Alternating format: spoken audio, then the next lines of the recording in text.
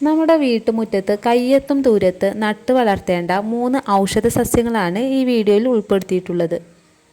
ഒന്നാമത്തേതാണ് കൃഷ്ണതുളസി. ചുമ, ജലദോഷം, പനി എന്നിവയ്ക്കൊക്കെ വേണ്ടിയിട്ട് പണ്ട് മുതൽക്ക് തന്നെ ഈ തുളസി ഇലയുടെ നീര് ചതച്ചെടുത്ത് കൊടുക്കാറുണ്ട്. ത്വക്കിലുണ്ടാവുന്ന ചൊറിച്ചിൽ, അതുപോലെ തന്നെ തലയിലുണ്ടാവുന്ന പേൻ ശല്യത്തിന്, ആമാശയ സംബന്ധമായ രോഗങ്ങൾക്ക് എന്നിവയ്ക്കൊക്കെ വേണ്ടിയിട്ട് തുളസി ഇല പല രീതിയിൽ ഉപയോഗിക്കാറുണ്ട്. അടുത്തതാണ് പനിക്കൂർക്ക.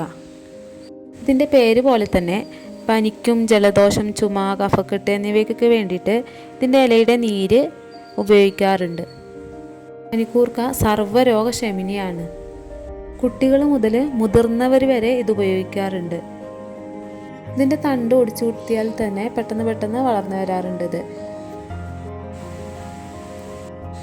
അടുത്തതാണ് കറ്റാർവാഴ. നമ്മുടെ മുഖസൗന്ദര്യം വർദ്ധിപ്പിക്കാൻ വേണ്ടിയിട്ട് കറ്റാർവാഴയുടെ ഉള്ളിലുള്ള ജെല്ല് ഉപയോഗിച്ച് വരുന്നുണ്ട്. മാർക്കറ്റുകളിൽ ലഭ്യമാകുന്ന മിക്ക സൗന്ദര്യവർദ്ധക പ്രൊഡക്റ്റുകളിലൊക്കെ കറ്റാർവാഴയുടെ ജെല്ല് ഉപയോഗിച്ച് വരുന്നുണ്ട്.